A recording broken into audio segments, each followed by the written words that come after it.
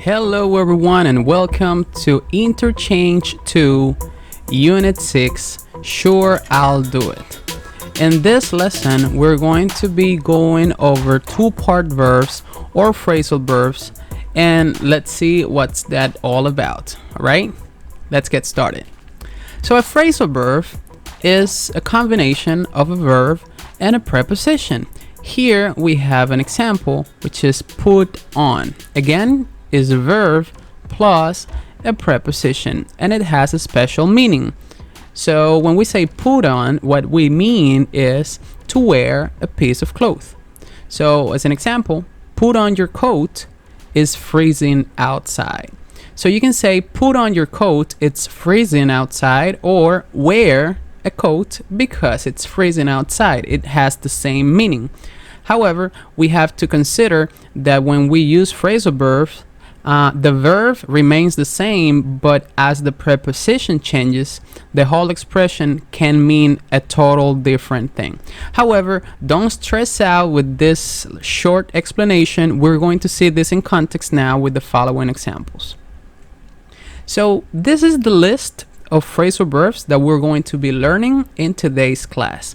Right now, I'm going to pronounce each one of the phrasal verbs, and I recommend that before we move on to see what they mean, you practice the pronunciation alongside with me, okay?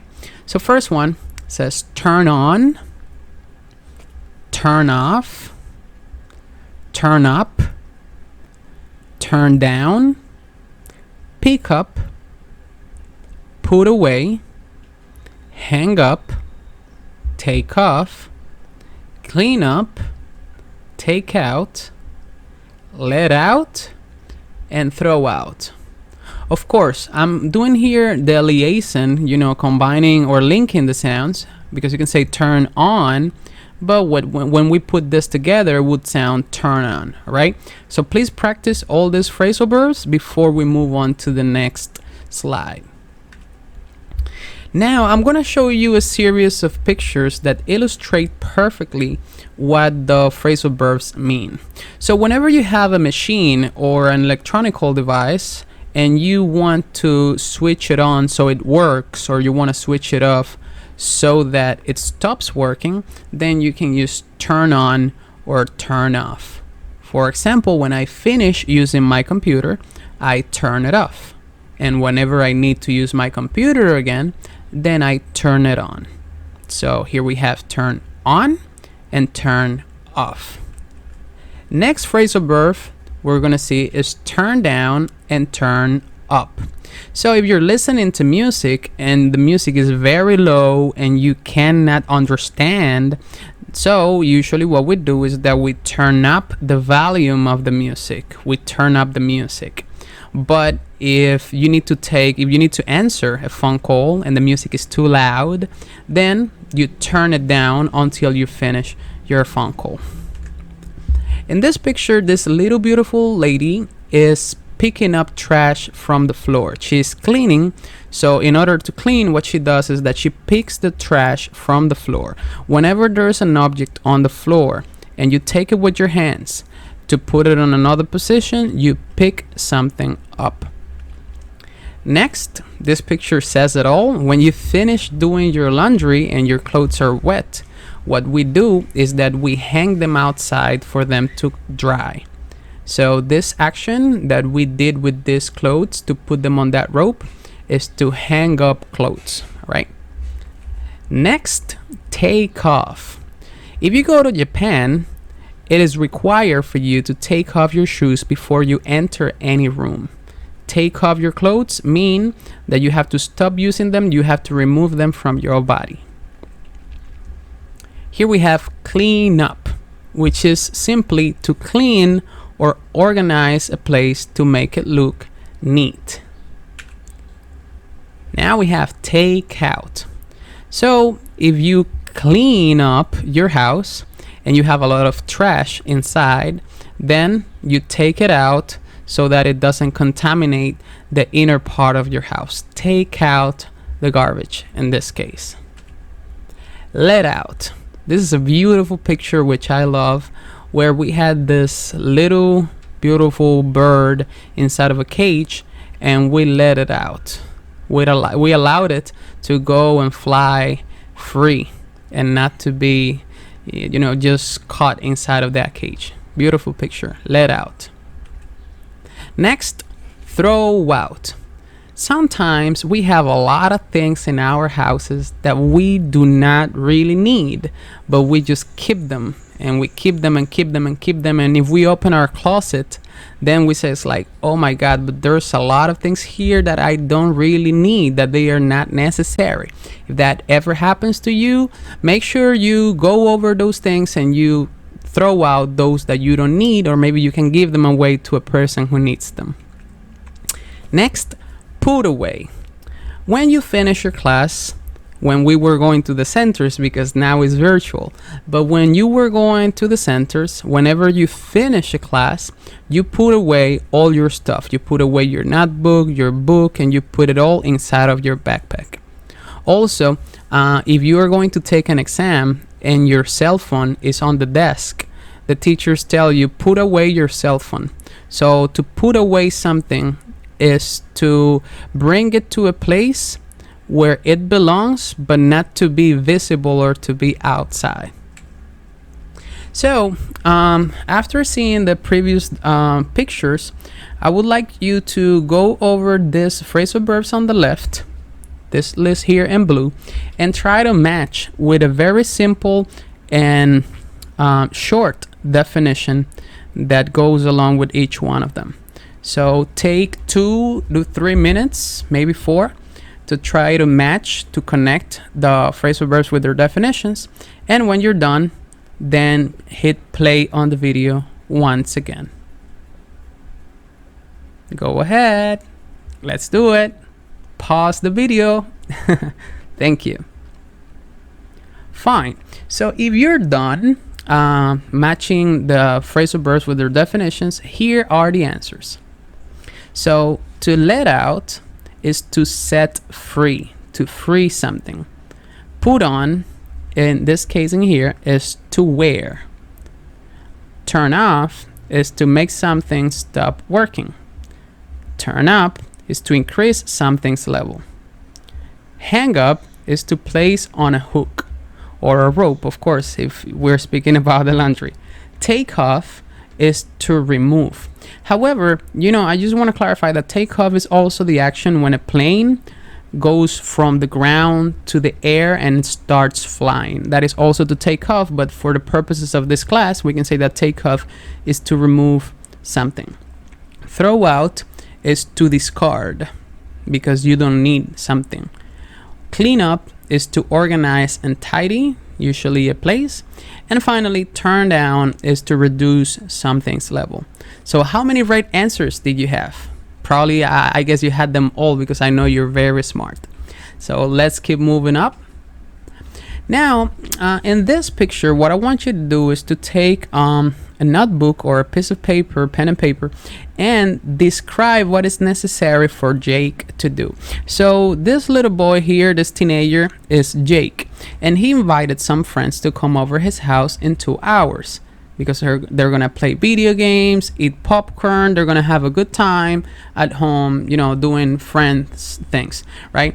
So please describe, using phrasal verbs, of course, the ones that we just learning here, using phrasal verbs, the things that he has to do based on the picture for his house to be, ready to receive friends at home.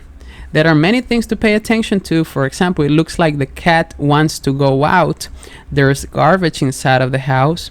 I see here a coat, and there are hangers here, so we have to do something. There's a big mess here of magazines that it looks like they don't need them in the house anymore. The yard is a whole disaster.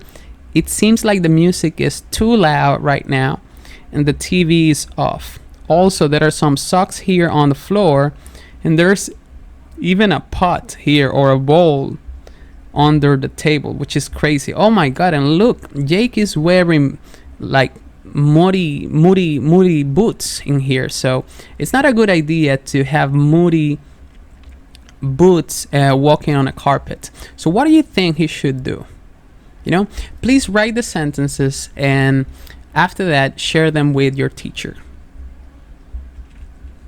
All right, so writing sentences with phrasal verbs.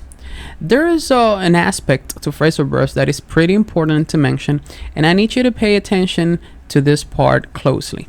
So we're going to use the phrasal verb clean up to give you some examples on how to organize sentences. What is the structure to use phrasal verbs when you're writing sentences?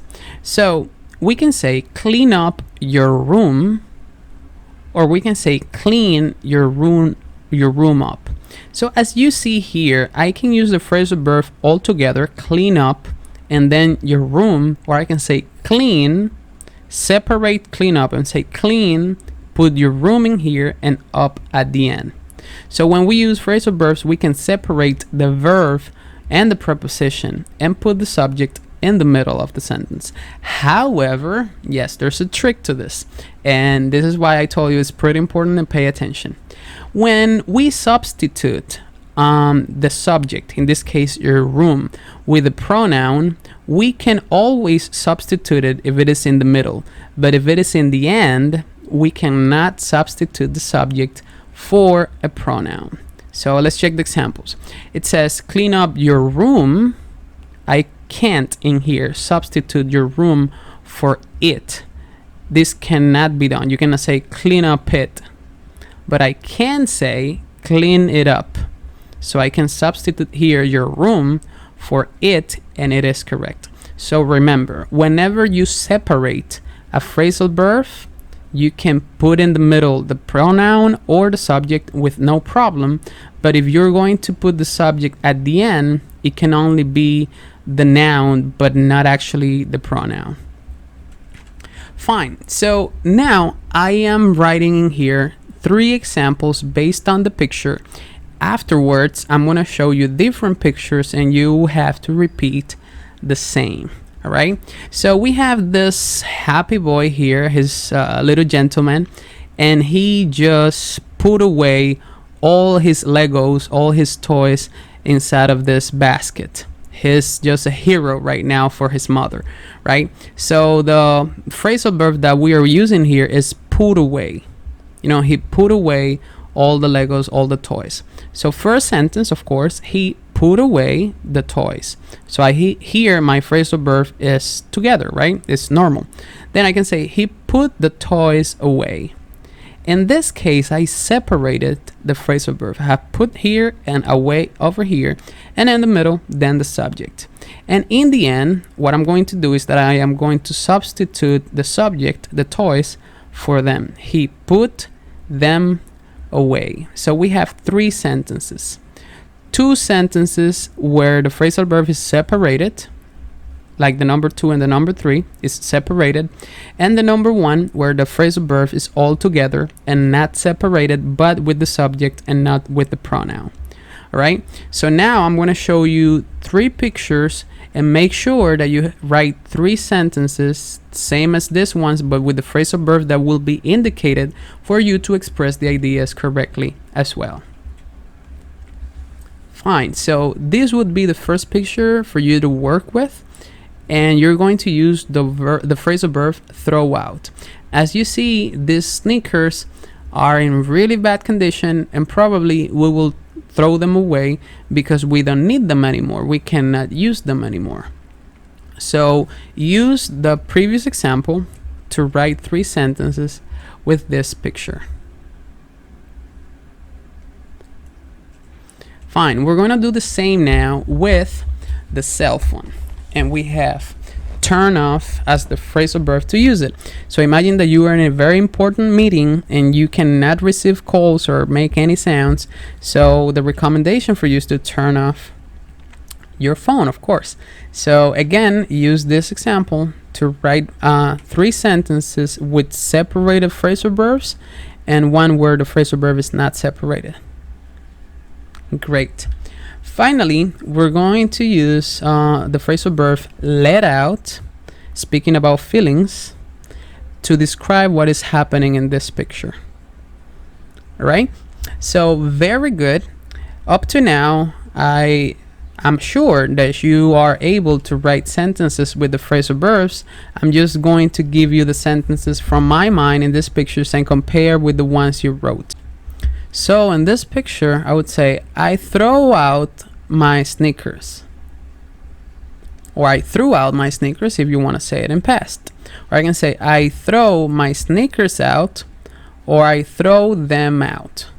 Of course, it all depends if you did it in singular or in plural. However, that is specific to everyone. So in this picture, I would say, I turn off my phone during meetings, for example. Or I turn it off during meetings. I turn my phone off during meetings. Pretty good. Next. Now in this picture, which is really special, I would say, I let out my feelings for her. I let my feelings out for her. I let them out for her. So feel free to go back into the video and listen to all the examples and review all the content that we have seen in this lesson, and I really hope it was useful for you. Have a great rest of the day and see you in the next one.